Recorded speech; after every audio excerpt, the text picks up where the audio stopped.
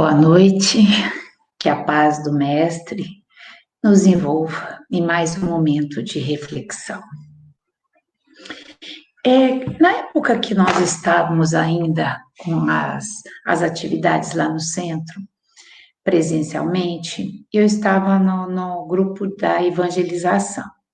E, costumeiramente, em outubro, nós pensávamos em algumas atividades, porque era Dia das Crianças, então nós pensamos em alguma atividade, sempre pensamos em alguma atividade que pudesse envolvê-los e ser uma forma de comemorar o Dia das Crianças. E naquele outubro, houve um pedido, inclusive dos pais, que fizéssemos alguma atividade que pudesse interagir mais os pais e as crianças.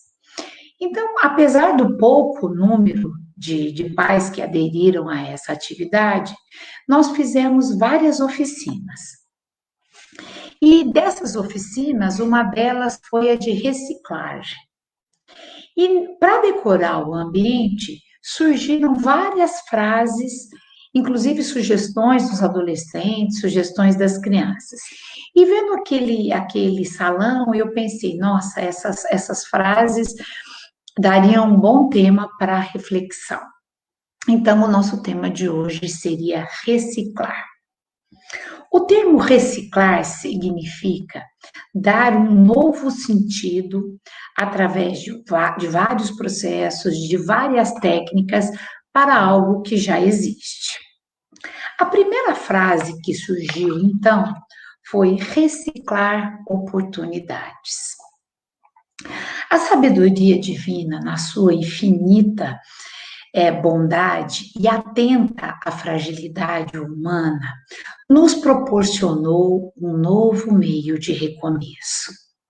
Trata-se nada mais, nada menos da reencarnação, porque que nos permite, através dela, o esquecimento das faltas cometidas e das faltas sofridas. Ela tem a finalidade, a reencarnação, de aproximar as criaturas para que aprendam e se recomponham. Ofendidos e ofensores se aproximam e renascem no mesmo ambiente com o objetivo de transformar. Mediante essa nova convivência e com o esquecimento do passado, é possível acertar antigas pendências. Há algum tempo, a mídia veiculou uma notícia muito interessante que aconteceu em Londres. Dizia que os jovens que tinham cometido algum delito e que, após ter as suas contas ajustadas com a justiça, teriam os seus nomes trocados. Por que isso? Porque para que não sofressem novamente nenhum tipo de condenação ou de preconceito.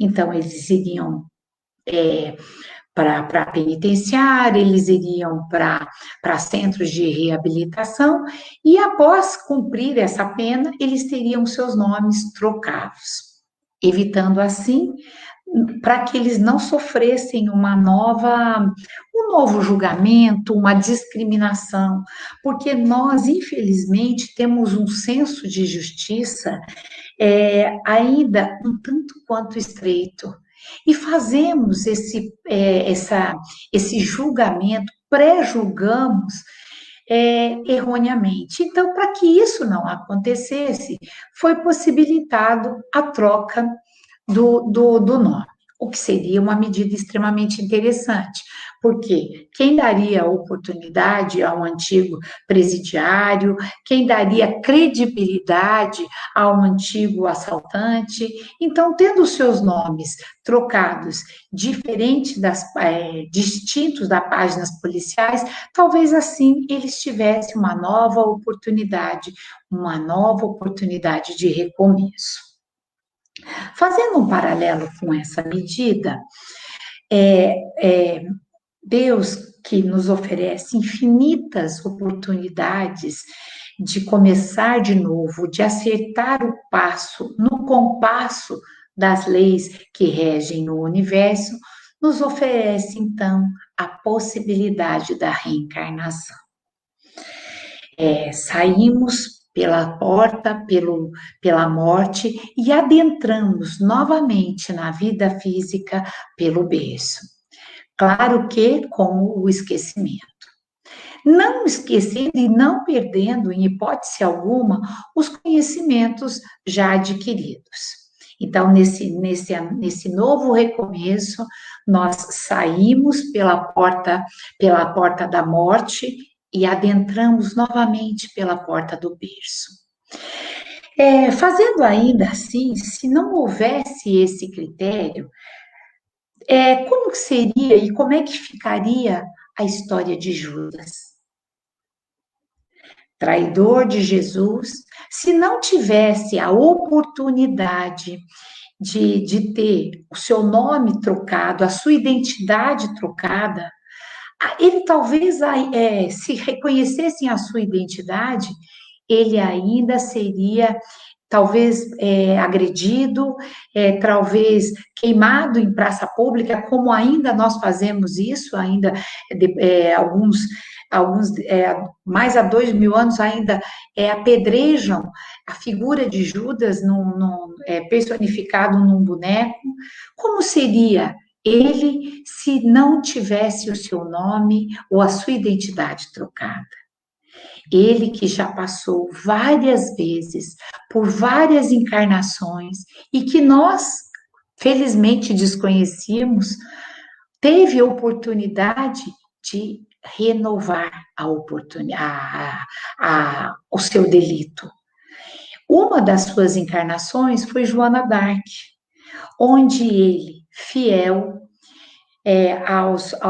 às orientações dos guias espirituais, fiel, totalmente fiel aos ditos do que os amigos espirituais lhe diziam, pôde manter e pôde honrar aquilo que ele não havia feito. Até o final, através da sua mediunidade, até o final dos seus dias, Joana d'Arc permaneceu firme, honrando, modificando. Qual seria a atitude dos homens se soubesse que Joana d'Arc era Judas?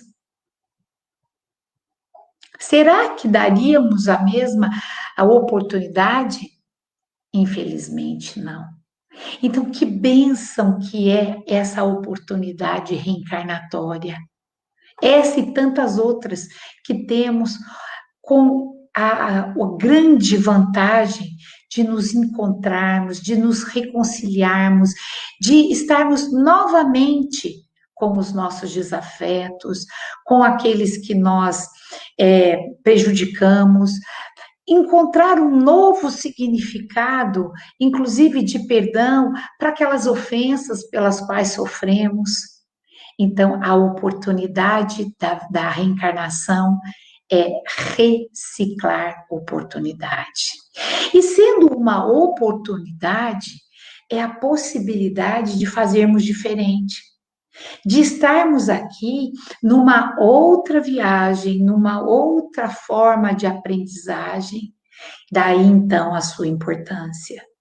A sua importância de aproveitarmos cada momento, cada pessoa com a qual convivemos, cada oportunidade, cada local aonde nos encontramos, de modificação, de aproveitamento, porque é uma oportunidade nova.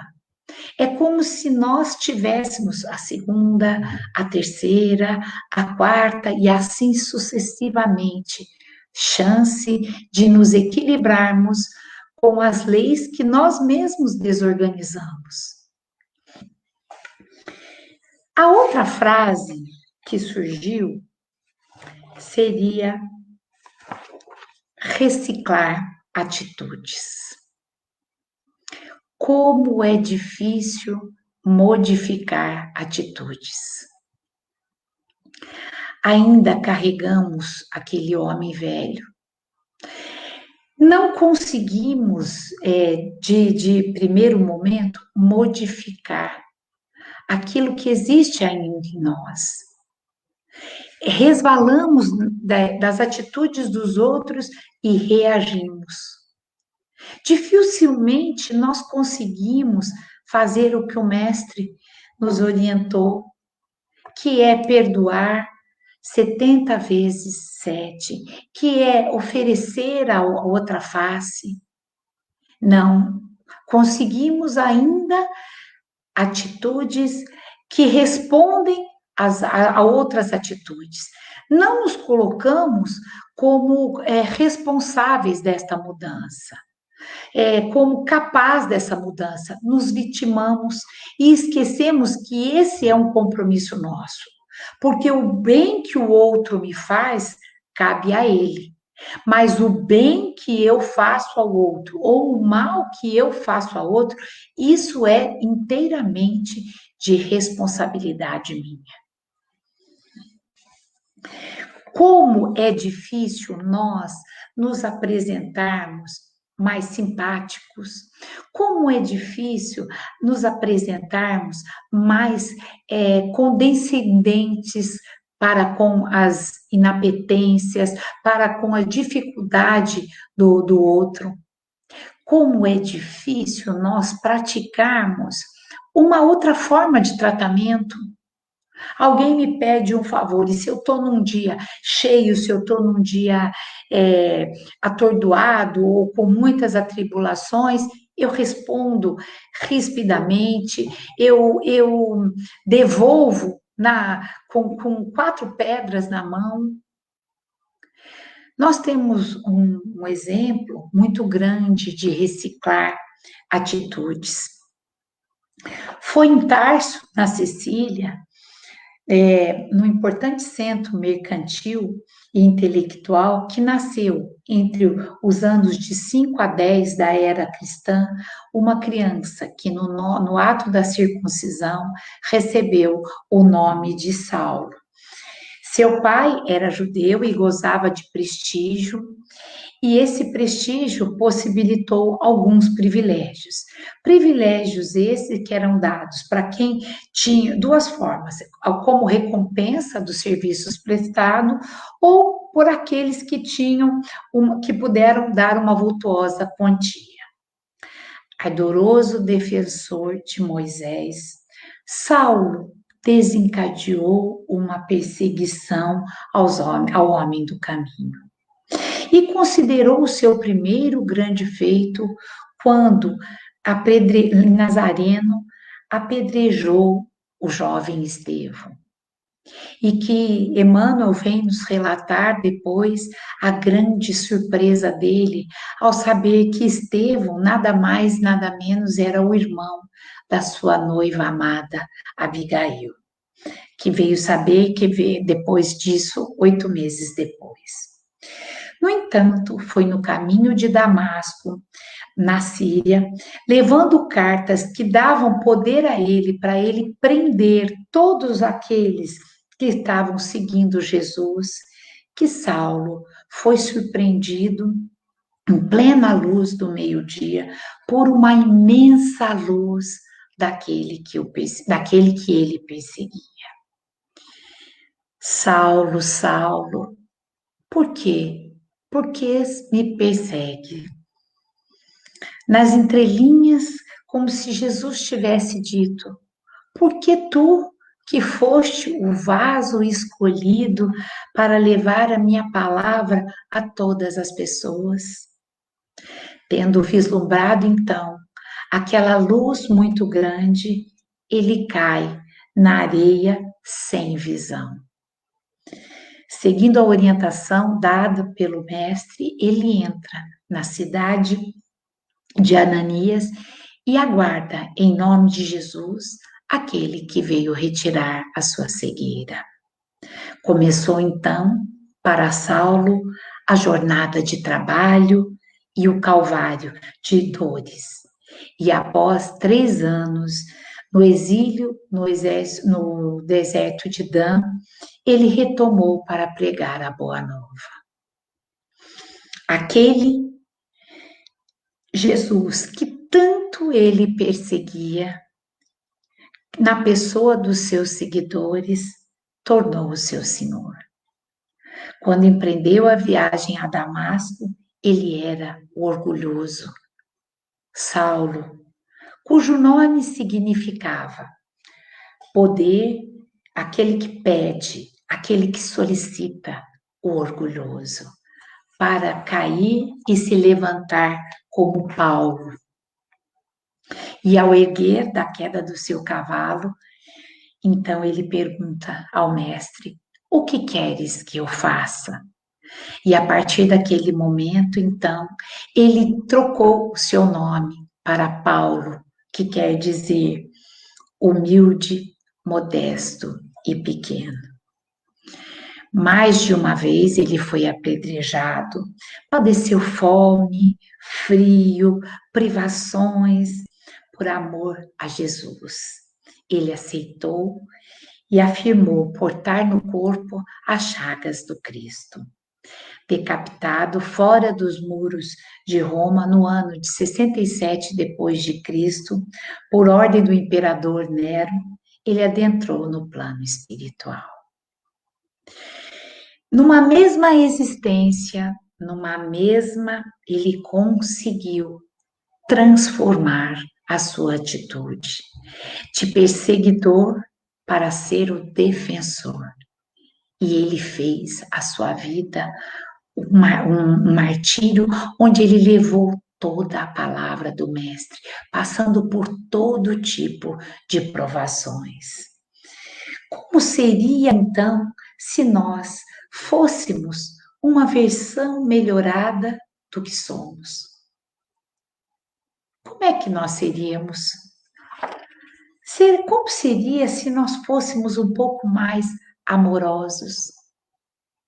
Como seria se exercêssemos mais a paciência, a resignação? Como seria se experimentássemos, ainda que pouco, esse jeito novo? Porque é um exercício. Ninguém vai, aliás, são para os grandes essa transformação numa mesma existência, mas é possível. Exige de nós um exercício onde a busca, a troca desta atitude.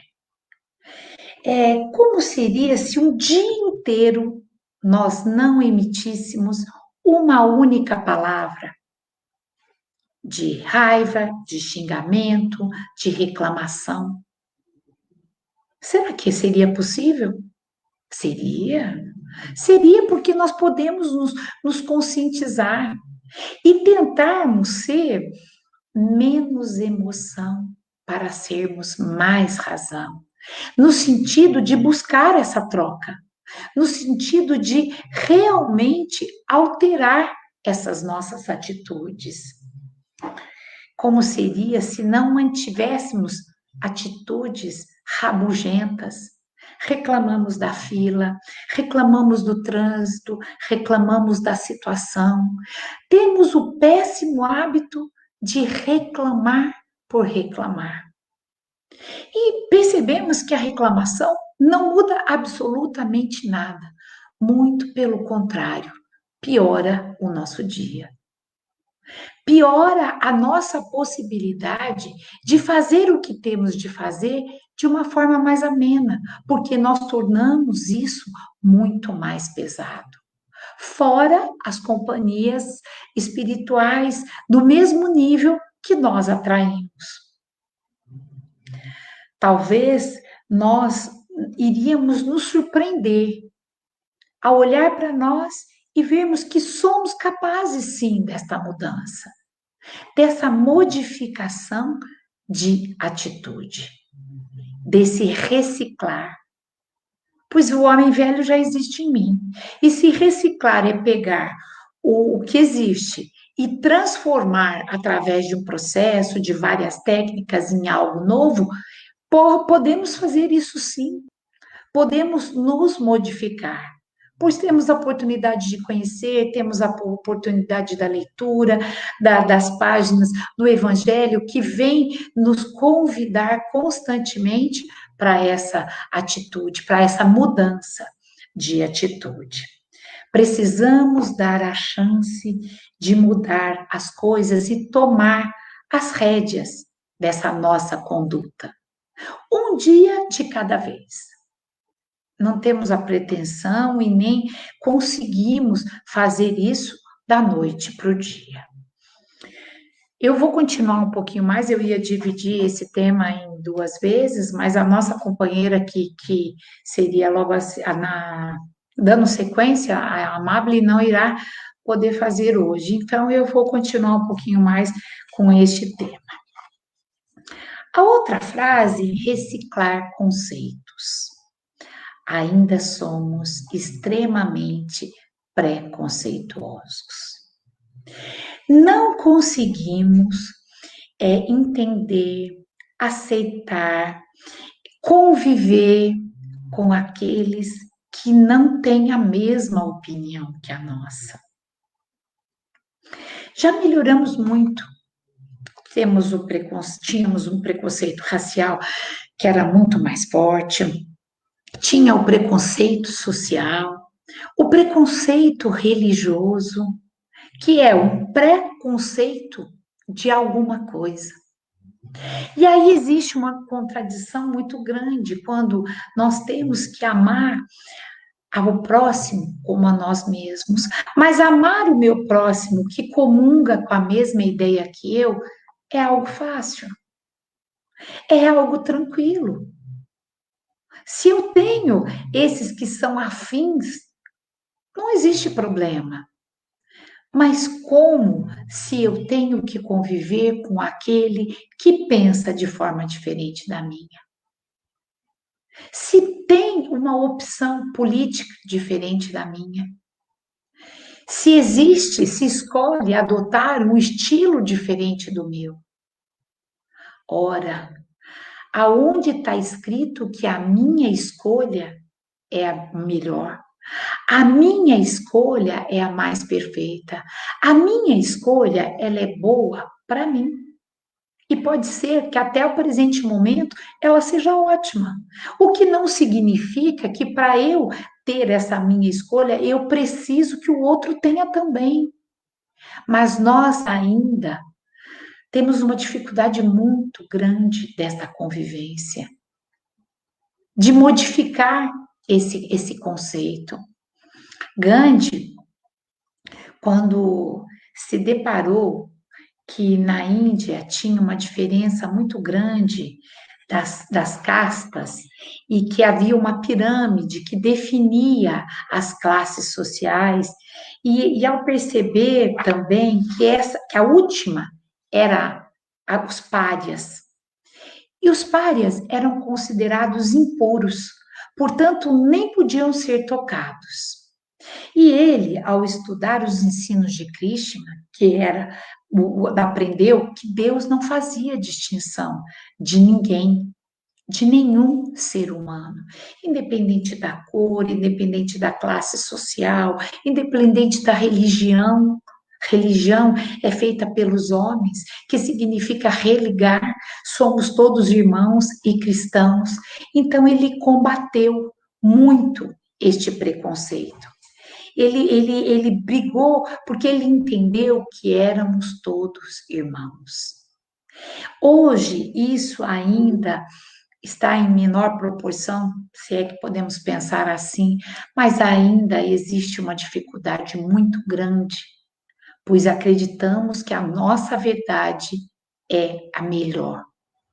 E para convivermos, que é conviver com, nós somos obrigados a entender que temos diferenças. E conviver com essas diferenças é necessário que eu abandone os meus preconceitos. É necessário que eu crie conceitos novos. Você não pensa como eu penso, mas eu respeito a tua opinião. E respeitando a tua opinião, nós podemos conviver. Porque esse é um exercício de grandeza, esse é um exercício de humildade, sim, de humildade, porque quando eu aceito que o outro não pensa, eu não tento me impor, não tento impor a ele algo que está estabelecido em mim. Então, a minha verdade, ela é boa e ela é absoluta até que surge uma nova.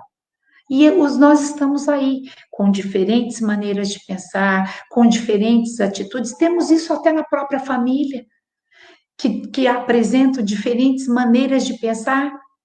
Mas para que tenhamos essa convivência, é natural que reciclemos os nossos conceitos.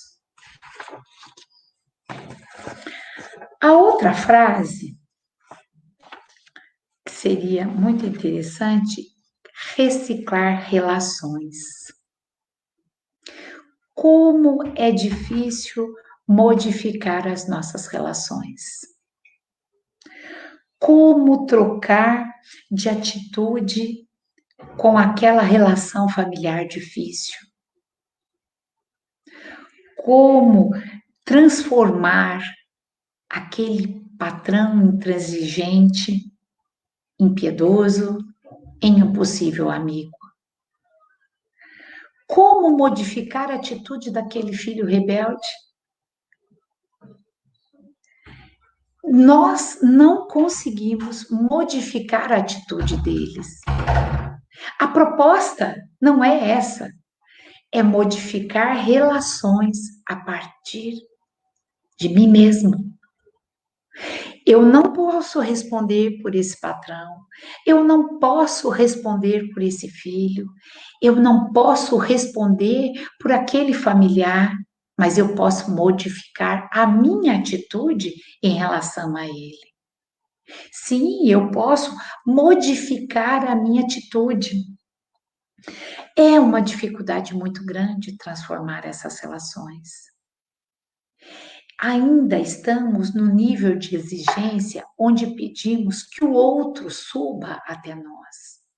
Somos ainda muito vitimizados e acreditamos que somos vítimas de toda essa circunstância.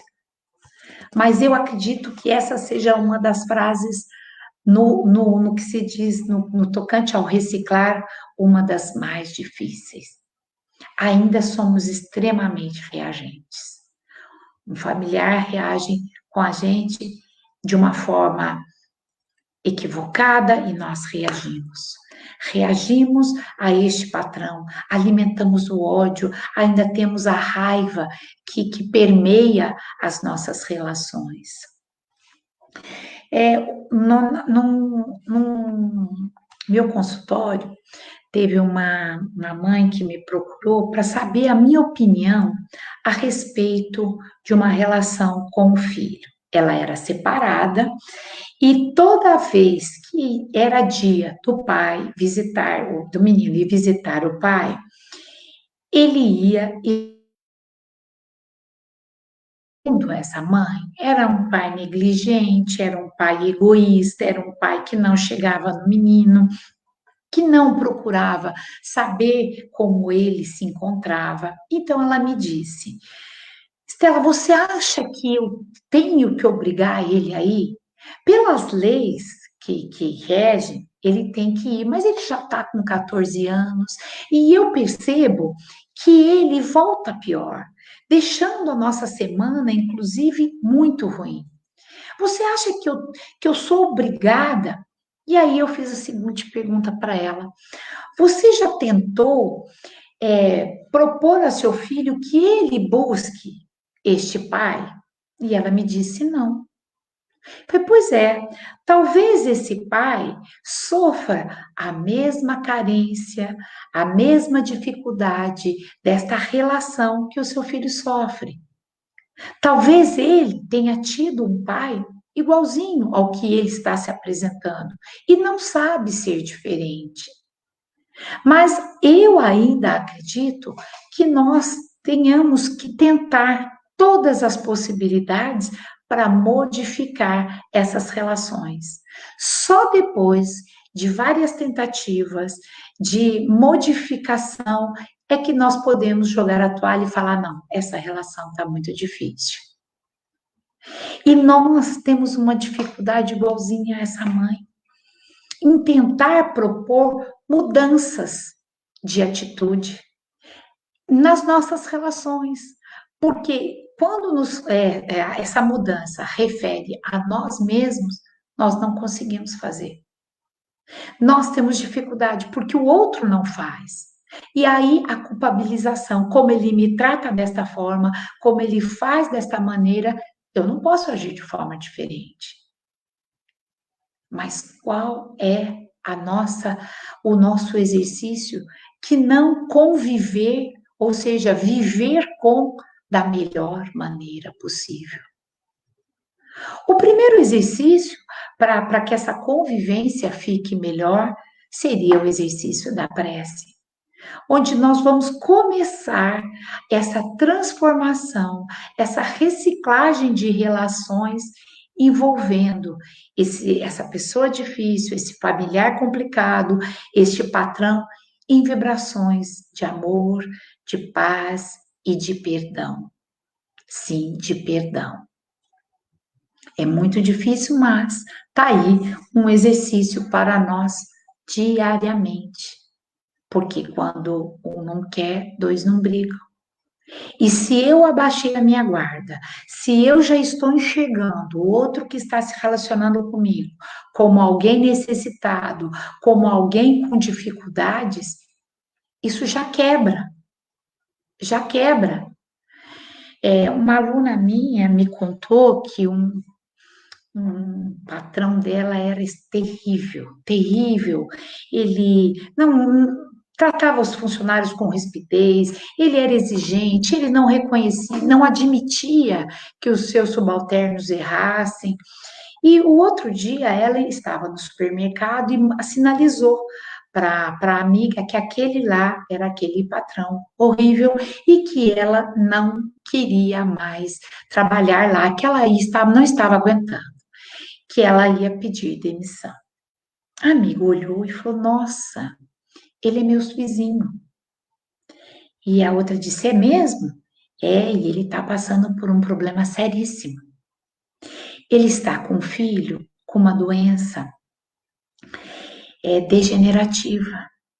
O moço tem 22 anos e ele está vendo o seu filho aos poucos morrendo e ele não pode fazer absolutamente nada porque é uma doença degenerativa.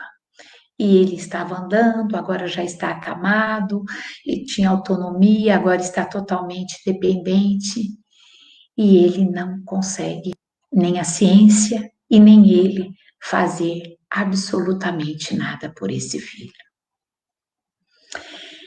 Essa minha aluna disse que ela ficou tão envergonhada de pensar,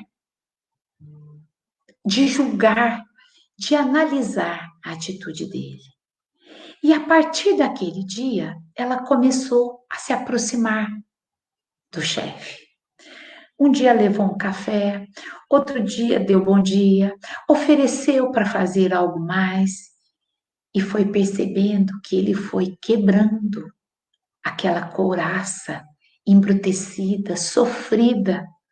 Porque imaginemos o sofrimento deste pai que teria que acordar e todo dia olhar para diante do seu filho impossibilitado de ajudá-lo, impossibilitado de fazer qualquer coisa para retardar ou para segurar essa doença.